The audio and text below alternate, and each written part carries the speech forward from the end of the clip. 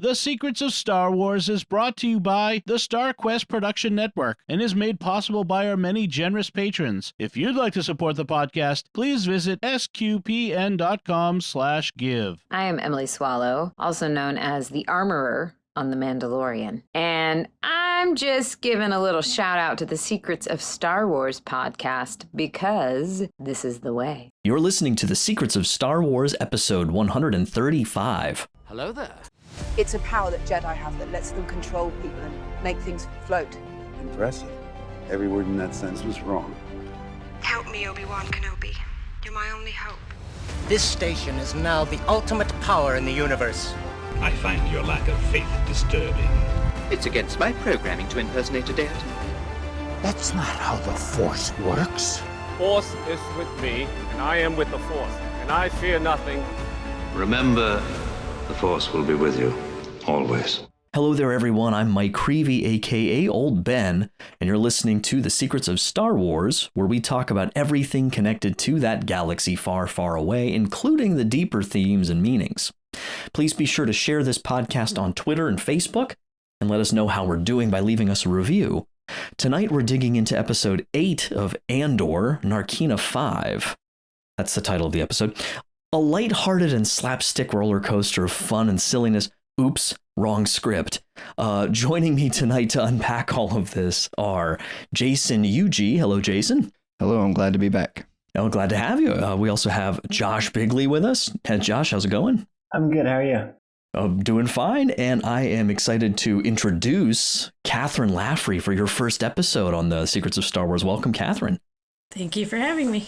When I was telling these guys before we started, now I feel like all this pressure because I have our newer members of the team here tonight, so I want to do a good job and make this a good experience for them as best I can. So I'm happy to be here with you guys. I don't know. I want to ask you first. We typically do this most of the time. I unfortunately don't have anything to report for the Ham Solo segment, so I don't know if any of you do for any deli adventures recently. If not, that's okay. Not this week.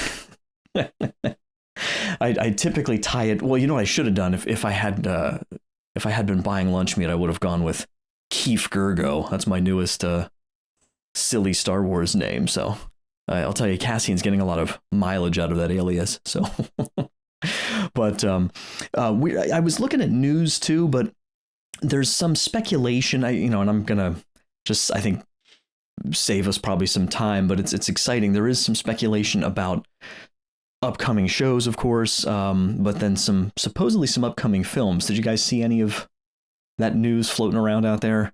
Other than the TV series coming out, I haven't seen anything about movies. I don't know. I don't have it in front of me here, but there's basically, I just don't want to get my heart broken because they're starting to talk about, feature films again. And as much as I love the shows, I think sitting in the theater watching Star Wars is pretty tough to top. I know. What do you guys think of that? The difference of the experience? Well, I don't understand why they said that they were going to be done with the saga series, and now I'm seeing a episode 10 on the news feeds, and I think the director of Lost, or the writer, I'm not sure, but he was, I think he's tied to it, and that they're writing it now, but they're calling it episode 10. It's, I don't know if they've just decided to, I don't know, we'll see. There's always speculation, but if they've decided to recognize. And I saw that Oscar Isaacs is tied to it also, so. That's, is he? Okay. Yeah. I heard like, sequel trilogy characters like in talks, but didn't know who. I mean, that could include a lot of people. I mean, technically, it looks like from the trailers at least that I just lost his name, or the little guy from Rise of Skywalker. Oh my goodness, Babu. Yeah, Babu Freak. Isn't he in like it looks like in the trailer for Mandalorian season 3? There was a brief little shot of him. So he or she, I don't know if it's a guy or a girl. That doesn't really matter. It's a great Christmas sales item. So, well, let's jump into this episode. So just a quick little brief synopsis, recap of the episode. We have, of course, picked up here with Cassian, right where we left off in episode episode 7, where we get this really gripping, kind of edge of your seat, anxiety producing, at least if you're me, just sort of, you feel like you're riding with him as he's just, checked into his prison transport, and he's sent to Narkina 5. He doesn't know anything about where it is, what's going on. And so you have this kind of interweaving through the episode of his integration into this Imperial prison facility, which is just a really interesting place. We're going to talk more about that in the episode, the overall aesthetic of it, the feel of this place. And there's some really interesting contrast I'm hoping to get into. But we, of course, see his story. We see the developing investigation that Miro is launching. She brings in Cyril, which I think we all knew that he was going to kind of come into this more deeply. He has been filing false reports at his new job just to deliberately trigger the ISB's interest in the hopes that he can make his case. And he starts to make some progress in that direction. We'll break that down a little more as well. Miro is starting to gain some traction in that investigation. We also then get back to Ferrix for a little bit, where we see kind of what's going on there in the aftermath of everything that's happened. Marva, who fancies herself a rebel, but she's also in kind of rough shape. She's having some injuries, like she's a fall. She's just, she's in her later years, and there's just a lot of challenges that Bix and Brasso seem to have with trying to help her and also, protect her as well. And then we have not much with Mon Mothma this episode, but we get a little taste of her ongoing attempt to work with her friend Tay in this secretive banking kind of deal to get some funds for the rebellion.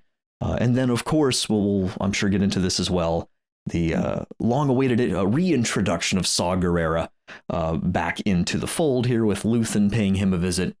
And trying to get Saw a little more involved and more integrated into this rebel cause, So I think, does that cap it pretty well? Do you guys think?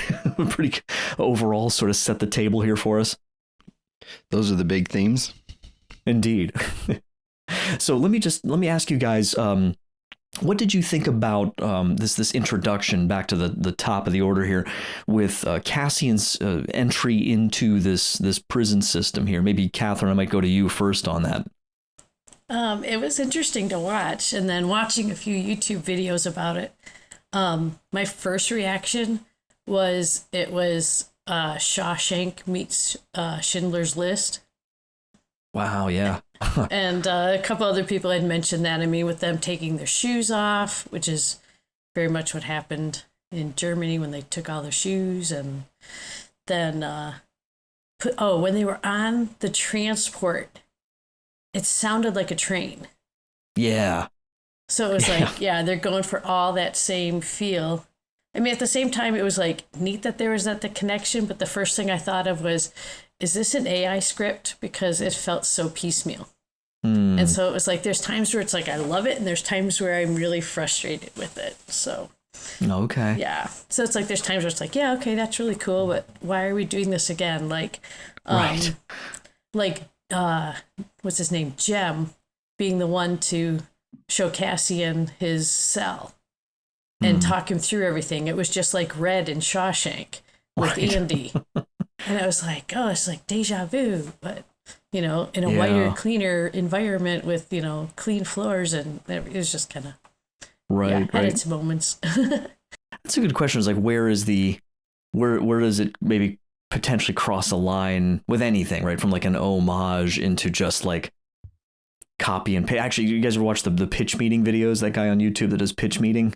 Because I think he says that in one episode where he's talking to the screenwriters, oh, it's an homage, and the producer's what's that? He's it's where you hit Control-C and Control-V on your keyboard. It's so yeah, that can be tricky. Josh, how about you? Oh, sorry, no, Jason, you go ahead. Sorry. Well, I was just gonna piggyback off that, where they've done that a lot with Mandalorian.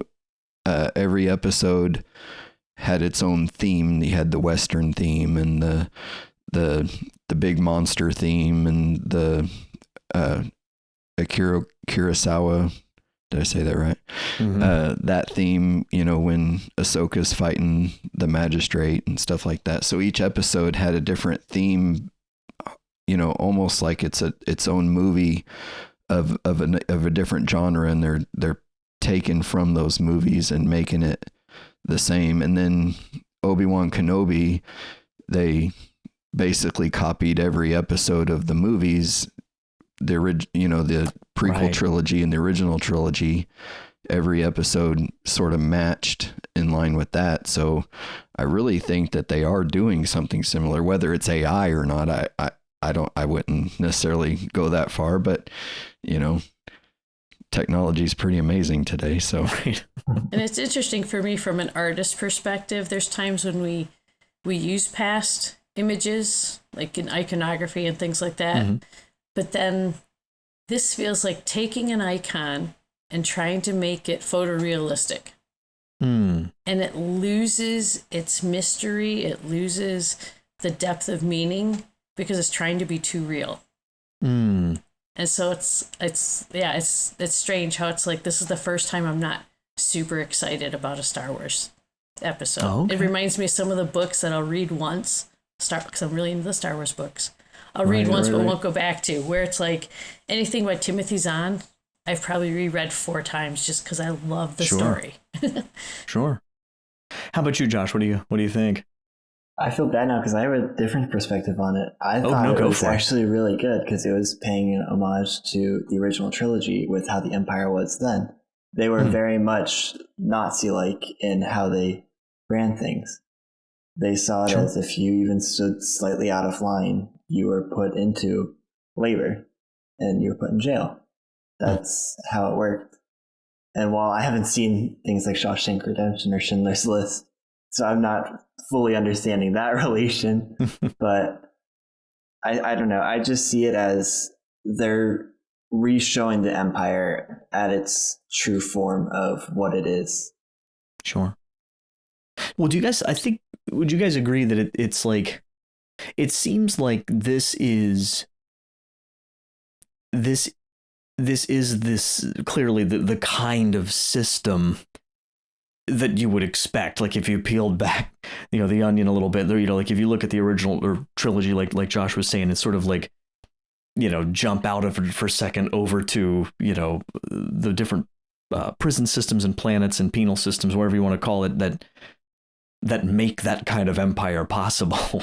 I mean, I saw someone online basically saying that you have these guys in this room. It was an interesting observation. Like they're literally making cogs in the machine, for the imperial, system. So, I mean, what do you think of that? Just as far as the maybe say the fittingness of it within the actual, kind of canon story.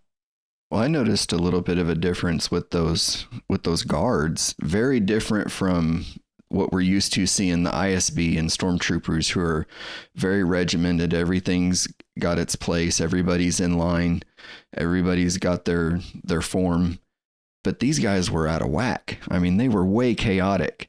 When they were telling, like when in that scene when they're telling Keith Gergo to get ready to go into his room, they're stop, move, go, stop, move now. And, it's very fast, very, what do you want me to do, man? Yeah. I don't know what you want me to do. So and then when they put him in the room, they say, the leader says they won't be back. They're not coming back today. They've got their control with the floor. They're good. So they're going to go off and drink coffee and do whatever they need to do. I don't know, but they didn't seem as structured as what I'm used to as from the Imperials themselves. Well, and I think with, maybe just shifting here to, I'm just going to call him Cassian because I'm this alias Keith. I'll tell you what, though, he's getting better with it, right? Because he delayed. He was, of course, stunned when he was first arrested in the last episode, and they're calling his name. He's not getting it. Now he's like really on top of it. He's like, "What's your name?" Keith Gergo. It's like too suspicious. But with Cassian, this I'll just share kind of from my perspective on it, which I think is nothing special. It's pretty obvious. This definitely seems to be his real low point, I think, so far, where And I think it's interesting the way they've done this, because I don't know that I saw this coming. We knew in the trailer that he would be in prison, because you saw some prison scenes and stuff. But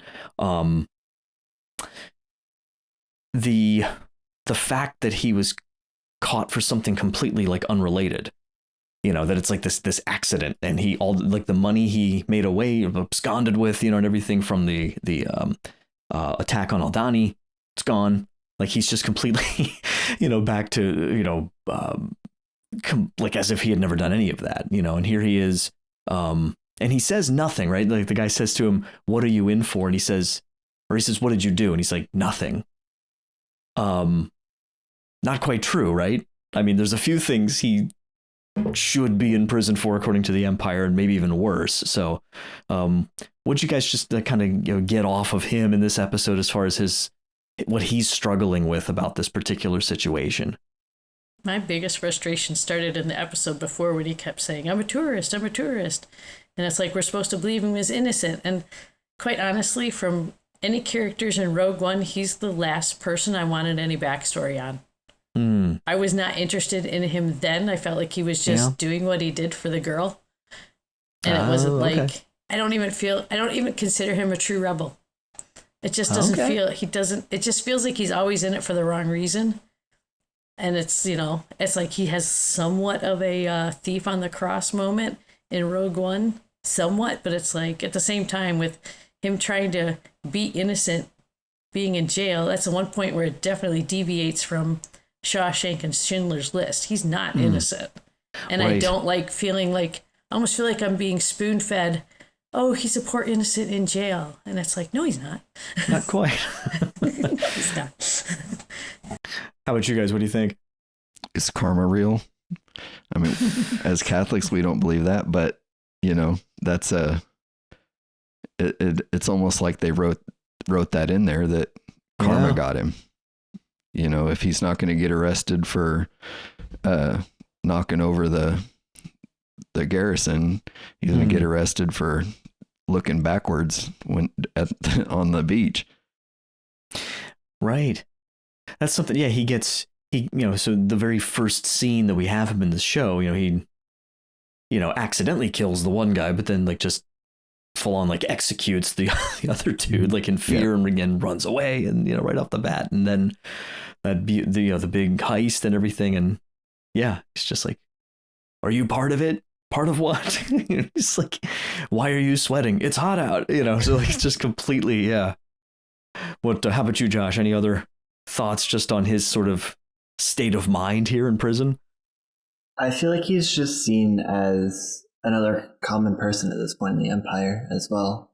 It's like in this episode we learned about the PORD Act, where random people, what defines you being guilty or doing something against the Empire, which draws that line of like, what is wrong to do then? And they also said whenever he did nothing, he was like, there's a lot of you in here now who are like that. Where people were just, standing by and then got pulled off, and now they're doing labor in Narkina 5.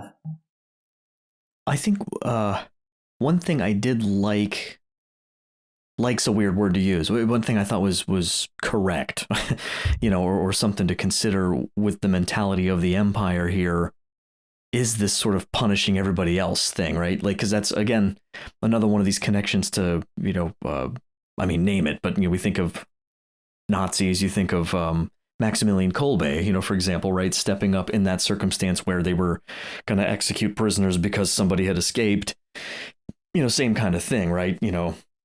If you cross the line, we're going to punish everybody else, which, opens up a whole pretty obvious conversation from the Catholic perspective on, what constitutes justice, right?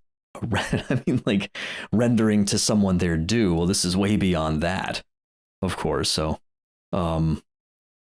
actually, let me ask you guys on that note, what'd you think of that conversation then with Mon Mothma and those other representatives she was talking to about maybe some of those bigger picture things, like what is justice, what is, security, all those kinds of things?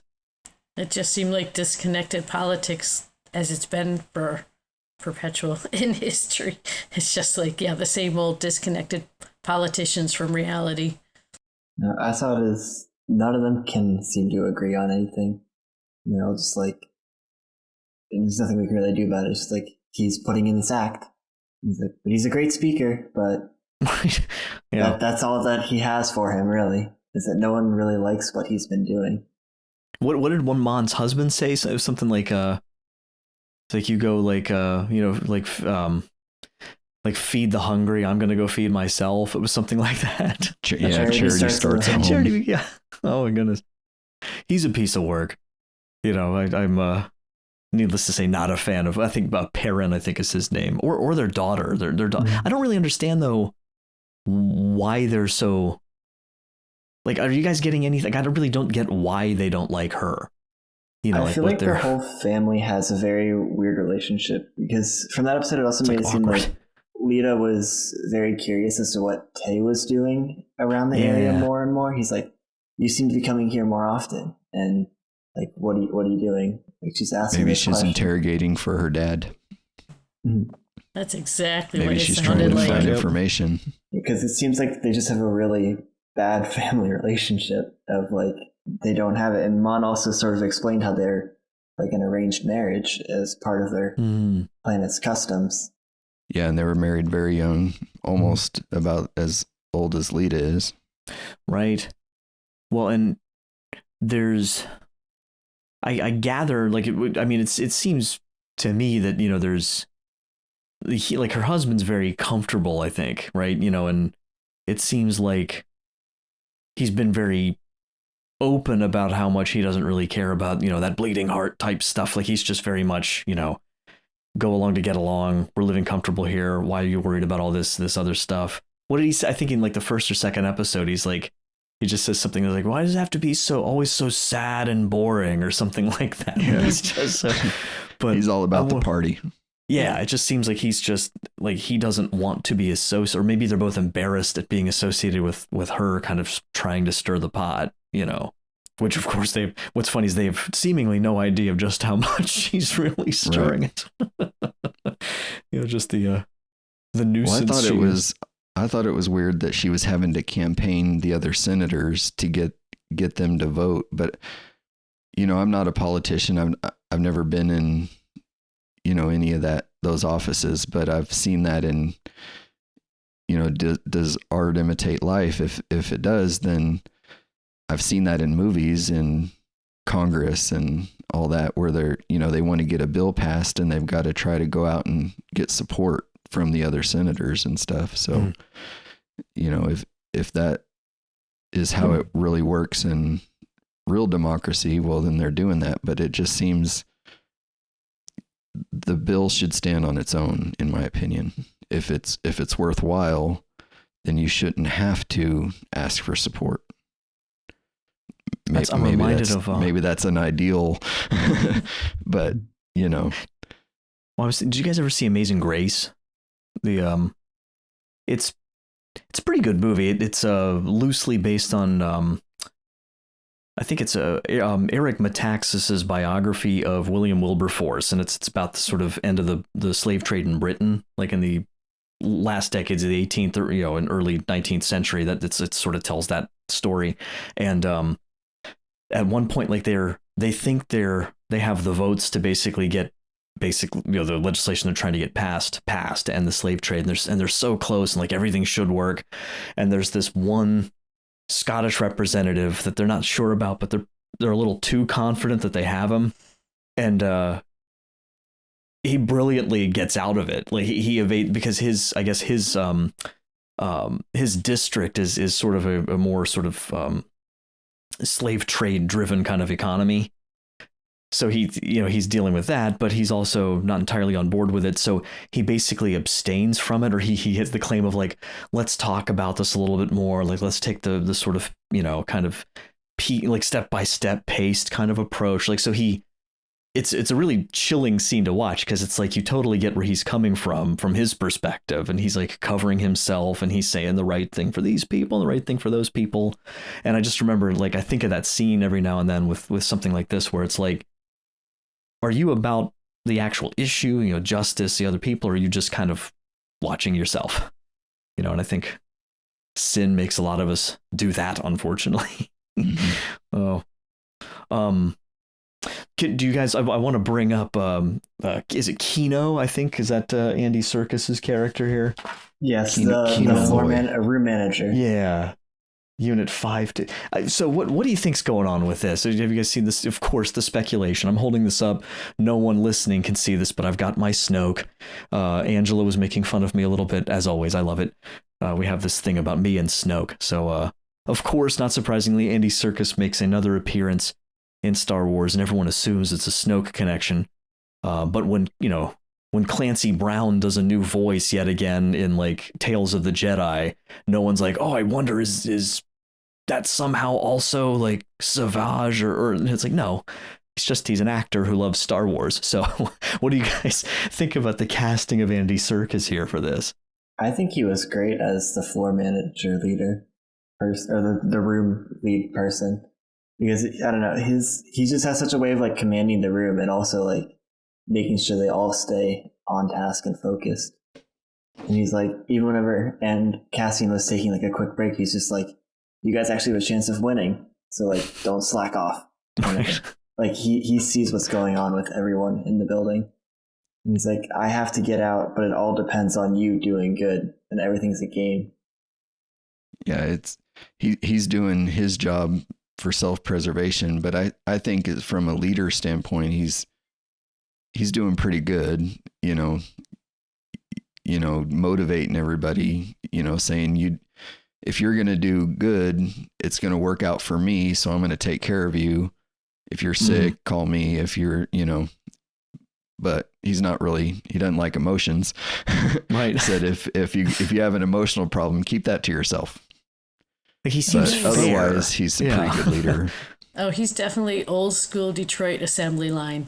I mean, I have generations of Detroit assembly line workers in my family and a lot of automotive workers. So yes, it felt interwoven with all of their stories, and had a great aunt who even worked wartime in the the military building and stuff. So she used to talk about floor managers and how it is a game. Who's going to beat which floor, and sometimes things slip. They don't always do things the right way because they're trying to get things done fast. And I mean, it's just interesting, the stories that happen and come in and out of the floor, or managers and even engineers, and how they conflict sometimes with the way things are made. So like watching the way that they were assembling those parts, it made me think right away about, okay, who is the engineer who decided that this has to be done by hand instead of by machine? Yeah. And then it's like, okay, why would this one part look symmetrical but can only go in one way? When you watch the old guy struggling, I didn't flip it over, and oh no, what am I gonna do? But and then just like in the assembly lines, it does not stop, and if you stop the line, that's when everybody hears about it.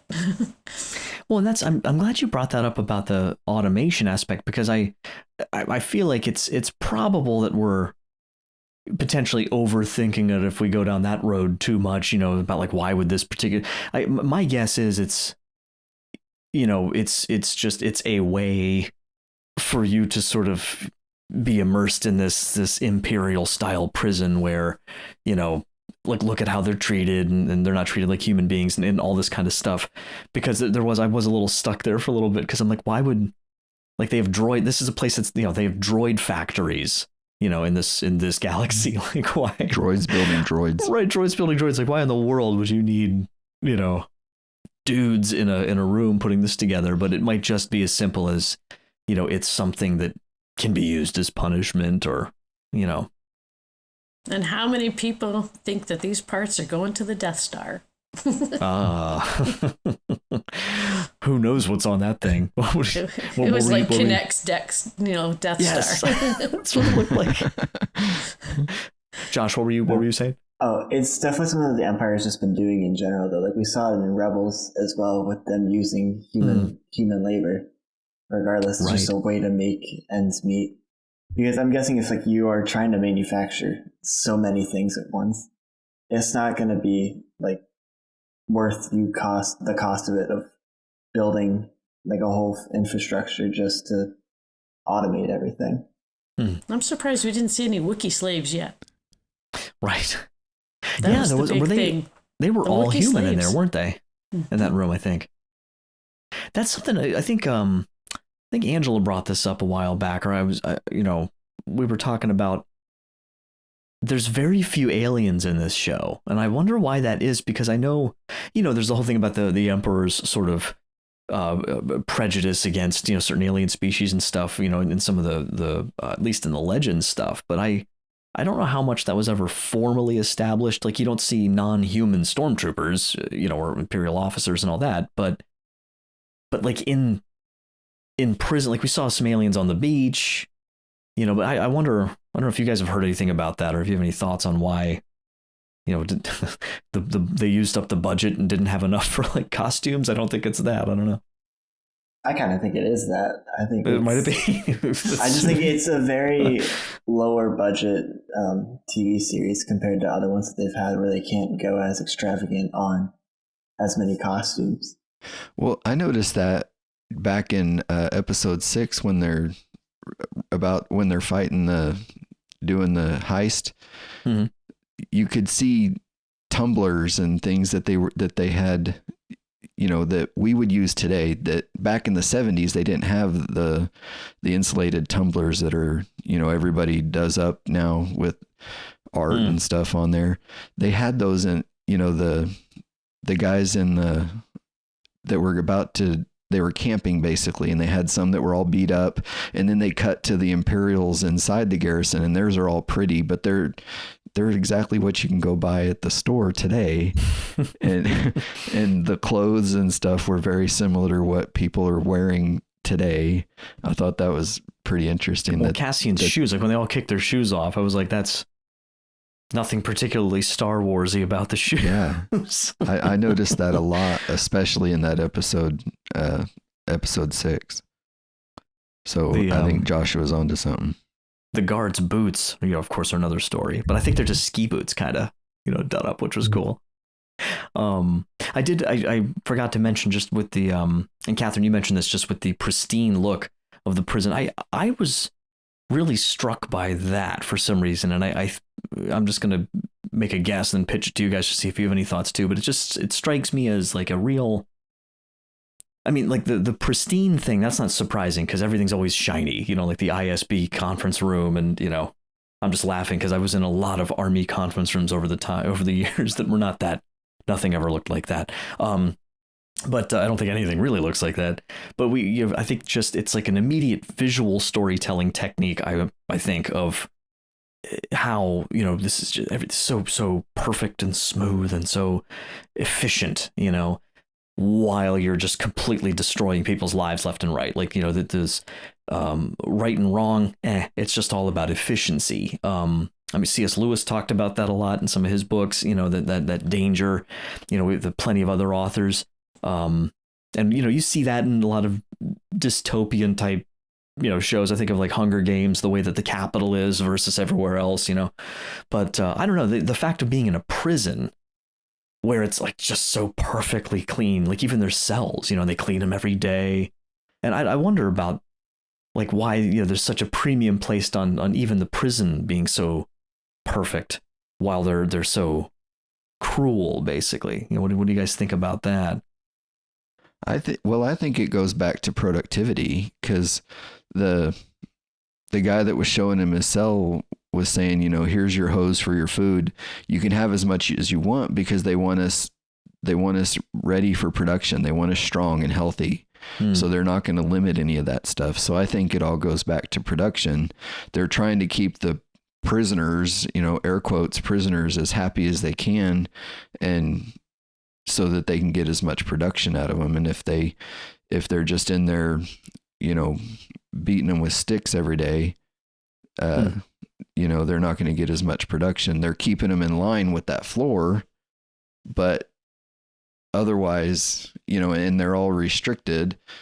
That's why I think it's kind of a boiling pot ultimately, but they're still trying to get the production. I think it all goes back to production. It's interesting with it being submerged slightly, and all wall to floor to ceiling are curved, it feels like they could just flush the whole system empty if they needed to. So it's like, that's like when I saw how clean it was, it just, oh man, it just looked like they're living in a pipe that, you know, if you don't work out right, we're just flushing you down the lake. Yeah. It's a terrifying prospect for sure. Because we know, and I wonder, of course, like, you know, we're getting obviously a prison break or something has to go awry for Cassian to get out, but which might be related to the guy when they're kind of waiting in line that's doing the sign language. Yeah, what do you think that was about? I don't know if we're supposed to it's just them communicating, or is there some rebel stuff going on there? I think it was just two people trying to communicate from across the floor. I don't know. I don't know. I don't know. Saying. I think it's a conspiracy. I think, you know, everybody is looking around all shifty eyed, kind of like Cassian was on the beach, you know, and that's what got him in trouble. Well, everybody in the room is doing that. Everybody's, you know, side eyeing each other and, you know, trying to see what the boss is doing and all this thing. It's like, that's why I was saying it seems like it's a boiling pot and everybody's getting tired of it. You know, as far as prison goes, it's, you know, a pretty decent system. You know, you're not getting beaten. You're not having to deal with a lot of that, but you're still same thing every day, you know, having to do all that over and over and over. You get zapped if you don't do good enough. I think that's the seeds of an escape. Well, just like somebody said, who was it? There's the one guy who was talking to Cassian who told him, you know, give up hope, give up dreams. They'll keep you here as long as you're useful, kind of thing. And then to see the one guy, as they said, quote unquote, rail himself, you know, like throwing yourself on the rail for an electric train or something like that was kind of like, that was interesting. So it's like, I think the guy felt like that's never going to change. He's never going to get out. Especially after they said that their sentences got doubled from the PORD Act.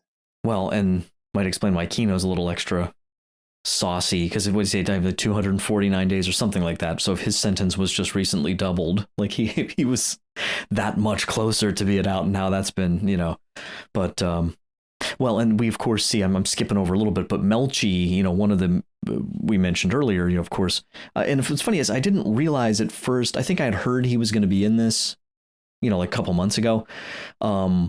And it was maybe like halfway through the episode or after they had that little like chat right before the first time the floor goes hot, like his first night in or whatever, that extended kind of conversation just for like 10 or 15 seconds. I think that's when I was like, oh yeah, that's the guy from Rogue One. You know, he's got a couple scenes in Rogue One. So that's a neat thing to see their connection. And then at the end, when they're around the table, you know, and we're going to jump to some other characters here too, but just, you know, since we're on the prison, what do you guys think of that transition, how they did that at the end with him now sort of, I think maybe being on the path back up from his low point as far as being willing to really for the first time in the show, maybe willingly work in a team. Yeah, I didn't notice that really until you mentioned it. It's like, oh yeah, he did all of a sudden willingly work, unless he just kind of figured it out, you know, that you have to do this. And that brings me, another Shawshank quote. Josh, you're going to have to watch it. But when they say you got to get busy living or get busy dying, that was like the moment right there. It was like, you have to do this to live. Well, that was a big jump too, right? Because it was, I didn't know where they were going with it. And then all of a sudden it was like, you know, like he's moving. I was like, well, is this the next day? And then they put that thing up. What it was like, I only saw it once. It did say like 30 days or 30 shifts later. And it's like, wow, okay. And he's number doing in his cell matched that as well. Yep. It also looked like he won because he wasn't eating out of the tube. He was eating on the plate. Yeah. With the utensils. Right. And I felt like that's a key thing, because it's like up till now, it's all been about just survival. And it's true. Like what did Skeen say to him, right? You know, you and me, like, don't take the high road. You're just like me. Like, we'll climb over anybody to get out of the hole. But this seems, at least in this show, maybe like the first hint that he's willing to change that, you know. And yet now he's in a hole that he has to climb out of. Right. Funny enough. I hadn't thought of it. It also seems like he's kind of been complacent in where he's at. I don't know. Like, I haven't seen him like really show anything of wanting to get out of there in that like 30-day change. He's just kind of like, it's another day, you know? Yeah. He doesn't really it's like he's resigned to, or he's accepted it. Yeah. Mm-hmm. He's like, I'll just stay in here as long as I need to. Well, let me jump here real quick to this. Is a little biased maybe of me, but I don't know, maybe you guys in the same boat. My personal favorite character, I think, in the show so far is Cyril. Just because, I don't know, it just really interests me. So what do you guys, like, what were your thoughts on sort of where he's at, and what do you think he might be, you know, what might be in the future for him in these next few episodes with his introduction into the ISB, you know, sort of investigation here? I see Callus in him. The same thing that happened to Callus in Rebels. Thinks, yeah. He, I think he's getting beat down by the Empire. He keeps trying to help him. He keeps trying to say, I'm doing the right thing. You know, let me help you. And they just don't want him.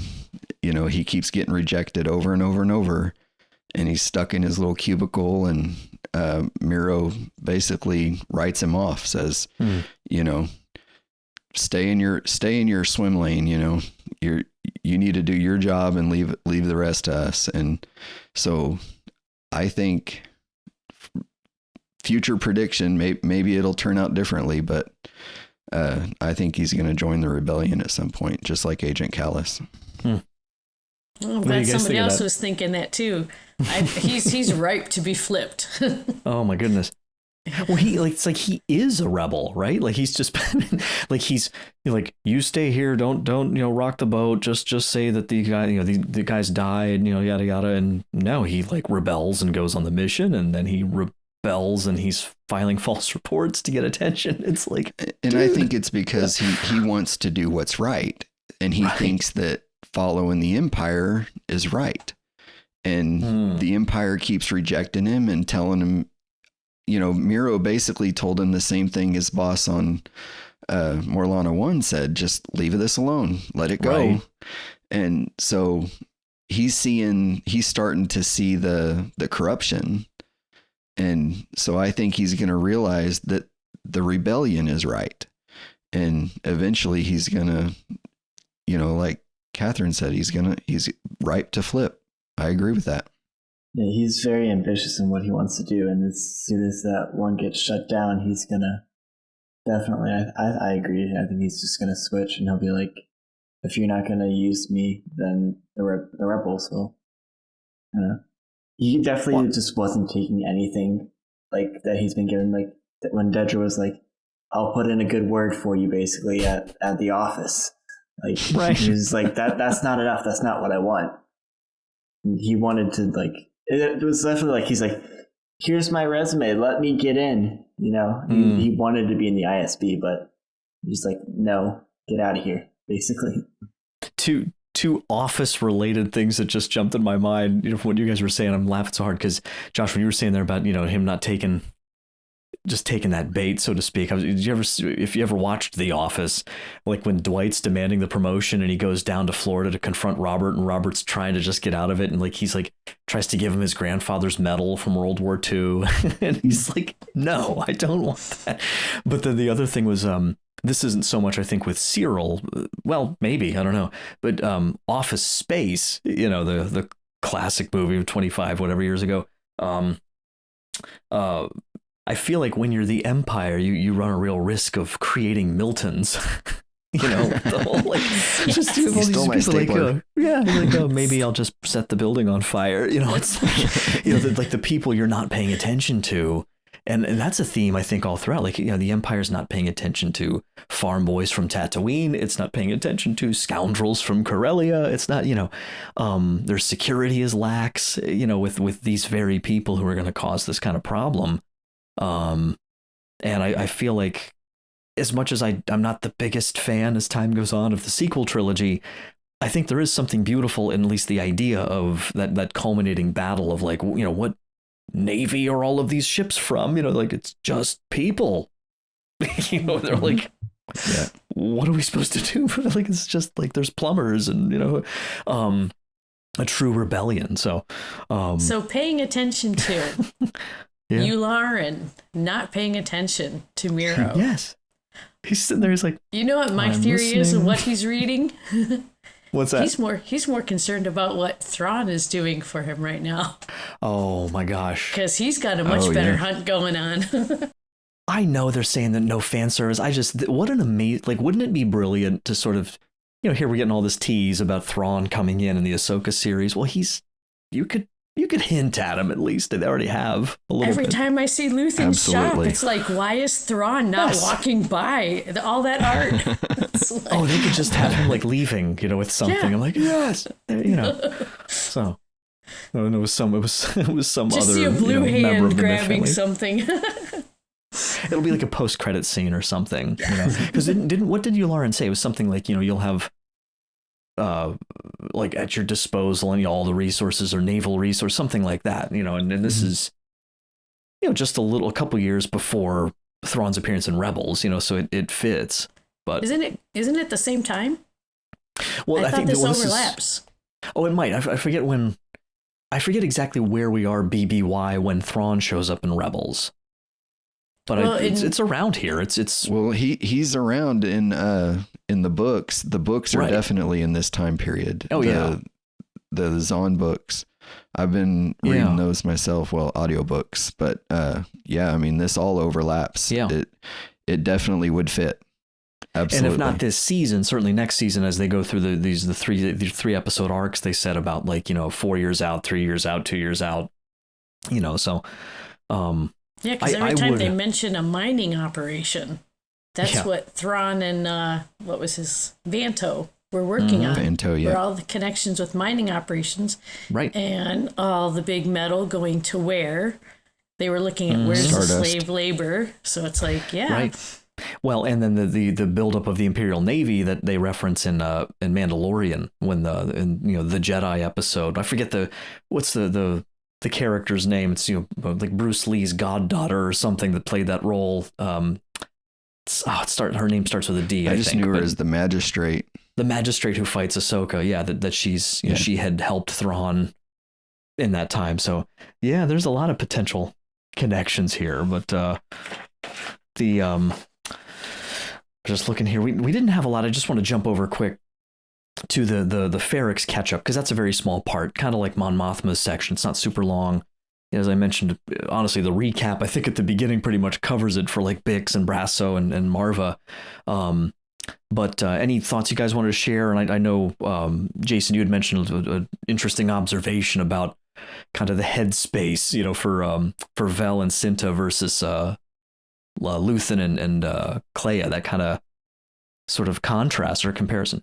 Yeah, I noticed a connection in the conversation between Vel and Cinta, where one of them was getting emotional, saying, thinking inward about, me and us, how's this going to affect me? How's this going to affect us? And the other one saying, nope, the rebellion comes first. Focus on your mission. If you don't focus on your mission, we can't have anything. And then they cut to Luthen's shop, and he's the one getting emotional. He's like, when he finds out that Bix is trying to contact him, he's saying, hey, we need to talk to her. She's going to know. And his partner saying, no, she's calling us to ask where he's at. You're getting emotional. You're worried about you. You're worried about your name getting caught. You paid him, leave him alone. Let it be. If I think just let Vel and Cinta do their job is what she's saying. But there was one person in both conversations. There was one person getting emotional, worried about me, and the other one saying cause first. I felt like Cinta got in the jab when she asked, how did you say that you needed this room? And about saying that she was a rich girl running. And the fact that we had just seen Vel decked out to the nines on Coruscant. And it was like, that felt like that was just like a dig right at, maybe Vel came from some money. And so it's like, oh, that was an interesting little jab. Well, and it's interesting because it'll be interesting to see where this goes. Because Vel, there's kind of this this search, of course, obviously for Andor that, they're at least open to as Clea said, like they're pretty clear. Like if you are in a position where you can take him out, do it, which is not exactly different from when I forget the character's name, but when they're going out on the mission in Rogue One to find Galen Erso, right? And he's like, forget what you heard in there. If you find him, like, take him out. It's too big of a deal. And so, because that gets back to what you said earlier, Kathryn, I wanted to throw this out there that, with as far as Cassian and his character, like they want you to feel sorry for him. He's this sort of sympathetic character, but I think it's at least where we were introduced to him in Rogue One. Like even then, like, he kills a guy, so that he can escape. And, he's definitely this shady character. It seems to me that really the turning point for him in his character arc, and they can fill in stuff along the way, the turning point for him seems to be when he chooses not to shoot Galen Erso, which is pretty late in the game. And, if it's this world, the Lord just needs you to repent at some point. But I guess what I'm asking is, with this hunt for him, do you think we're going to see something similar where there's maybe a chance for, that's speculation, but a chance for Vel or for Cinta to take Cassian out, but there's this change of heart or something happens where they see that he can kind of, be useful to them after all? I feel like Cinta, when they were on Aldhani, she seemed like very sympathetic to him. To the point that it drove Vel nuts. And it was interesting because I feel like if she had the chance, she would talk to him first. I don't think she'd shoot first. And then it just came to me now because of all the drops with Luthen and his super secret that he has. Yeah. That I feel like, is it Clea? Yeah. Is or Clea trying to protect him and to protect whatever his secret is. Because to me, he talks about, I've been hiding for too long. And then what else did he say? Oh, he said, he I'm reveals a coward. To Saw too, right? When he's talking to Saw. Yeah. But it was funny because I noticed the last couple of times, whenever he talks about this secret of his, if you look at the background in his shop, most of the time, you see the Jedi and Sith holocron on the shelf behind him. I didn't notice that. Shame on me. I rewound it a couple times going, no way, that really is. And it was just like, okay. And saying that he's a coward, that, it's like, isn't that what Kanan Jarrus felt like when he and he's got that, you think that Kyber crystal came out of his old lightsaber or something? Or maybe. Never I don't know. Or he killed a Jedi and took it or not. That's what everybody's wondering. Is he a Jedi or run away? Or it could be he could have been a temple guard because he's got a mask in his shop. He does. Also. Yeah, I saw that. I have seen that. Did you guys, by the way, see the thing about the spoil? I love little Easter eggs. The stones from Temple of Doom on the shelf behind him. Because there's the whole thing of like, the crossover between, Indiana Jones and Star Wars over the years. Because I forget which one it is where like 3PO and R2D2 are like etched on the wall somewhere where Indy's walking around. It looks like an old hieroglyphic thing or something. But yeah, just someone pointed that out. And I had to go and look at the picture. I'm like, oh yeah, those are like the orange stone things, are like up on the shelf behind Luthen. Maybe that's why his office seems so 1940s. And even the way she was dressed, it just it felt like you were in like the school in Indiana Jones. Yeah. Well, they did the same thing in Rise of Skywalker with John Williams as the bartender. And the stuff behind him is all flair from like his movies that he did the music for and stuff. Like it's just fun. But oh my gosh, yeah, Luthen's probably the character I'm most curious about. Probably everybody too, because like just who is this guy? Even Saw was like, what's your angle basically? Like, why are you doing this? Like, what's going on here? Because Saw was like, there's the separatist group, there's the neo-Republican group, there's the partisan groups. Everybody has their own reason for rebelling right now. Saw thinks he's the best, but that's besides the point. Right. It's just Luthen just wants to be the person, I guess, in the middle of them all. He wants to be the one to get them all together to be able to like have a one rebellion versus having all these separate groups just fighting their own battles. He's got a strange way of going about it, though. Right, he does. Yeah. Well, that's what I picked up on that conversation was that Luthen's wanting a united front where Saw is like, no, man, we got to do this on our own. You do yours, I'll do mine, and it'll work out. Mm-hmm. Whereas Luthen and I think Mon Mothma is in the same boat, just in a different realm, the political realm. They want to bring it all together. Right. Well, and you think like at the end of Rogue One, when Jin tries and fails, to get them on board to collectively go attack Scarif, which of course then they eventually do, or at least most of them.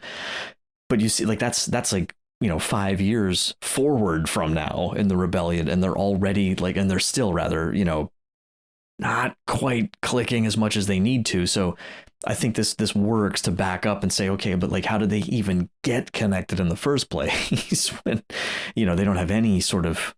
Well, he says earlier, right, the network, the network is up, as he says to Mon Mothma, but it's just recently up. You get the impression. So, Well, I'm just checking my notes here. Is there anything else just, that you guys in particular wanted to, focus in on or unpack a little bit here? What about the interrogation on Ferrix? Oh, yeah. Yeah. Oh, so what's that guy's name? I can't remember. The Bix's friend, the guy that's I have it here somewhere. No. Pac Salmon. Pac. Yeah. It's the because the one son, that was being interrogated. Yeah. Right. Yeah. Yeah. Interesting. I don't know if she's gonna go for a not exactly a good cop, bad cop, but because didn't they try? And again, I only saw it the one time, but when they were about to take him out, didn't she Miro specifically told them to leave him there for a second so that Bix would see him. Yeah, right? She said leave him there, and then she got all mad at the same guy she told to leave him. Get him out of here. What are you doing? Get him out. Yeah. He's staring at her. What are you talking about? It's like the guys in the prison you mentioned earlier. Like, what do you want me to do? Go, stop it. So why do you think they reminds me of Miro reminds me of Governor Price. Yeah. A very angry woman. Right. And just out to prove herself. It's just, very vicious. Which was it which Timothy Zahn book? Was it one of the Thrawn books where they gave her backstory, explored her character? I forget which one. It was one of the Thrawn books, right? The first one. Yeah. That's right. Yeah. Yeah, you're right. Yeah. But then you really see how vindictive and vicious she is in Rebels. And again, with torturing, just taking pleasure in it. It was just like, wow. Well, Miro, I feel like I get Cyril more than I get her in terms of just my guess on some of their motivation. She's definitely trying to make a name for herself in the ISB. I don't know if it needs to go deeper than that. If there's much more of a backstory that's needed. But what do you think she is? Do you have any guesses on her tactic here with that interrogation? I think she's just trying to get the information, and she's if she's got to beat it out of them, she will. Well, I meant just specifically why she wanted Bix to see that, but then to hear her trying to clean it up or something like that. I don't know if I didn't quite catch. I might need to rewatch that if that made it more intimidating. I think it's just it's intimidation. Hopefully she'll start talking right away if she sees what's happened to the other guy. I do have to laugh a little bit with not because interrogation's funny, but the methods. My brother actually was an army interrogator, and it gets kind of a bad rap really just because you see in movies and stuff, it's usually the flip the tables or do the torture or whatever, but the psychological, the incredibly profound and wide ranging things that they teach you to sort of observe and how to which method to use on which person and either build up somebody's confidence or breaks it. It's really fascinating, sort of psychology behind it. Like Agent Smith in The Matrix with the big dossier, just like flipping through it, like that's one. But I love, though, I think my favorite interrogation scene ever is Steve Martin in the Pink Panther, like doing both good cop and bad cop, like himself, just like leaving the room angrily and coming right back in, like, cigarette, so that would definitely reduce the sort of grittiness of Andor if she pulls something like that. So but I don't really know what Bix will give up, though, because Bix doesn't know anything, right? Like she's trying to find him herself. Yeah. Right. But does Bix know Luthen? Yes. Enough? Oh, well, yes, she does. Well, no, does she know his name? She has a contact with him, and she knew how to contact him until they cut it off. But that's all she really had. Did she know his name? I don't remember. I'd have to go back and look if she ever used it. I think she just called him like a supplier of sorts. Right. Yeah, she said in the episode where she was getting Cassian to meet, that she contacts him and sometimes she gets a response. That's it. And she knows what he looks like, it sounds like, and they're walking together on the streets and stuff. So, which I don't know if that's a little silly of me to like. I mean, I couldn't help but think, like, so the galaxy far, far away, we have lightsabers, we have Death Stars, we have lasers. We don't have security cameras. Like every one of these characters did everything they did completely like with no mask on or anything. Like, you can't run back, Aldani, like everybody involved in all of this. There's no have security. The great hollow of Andor.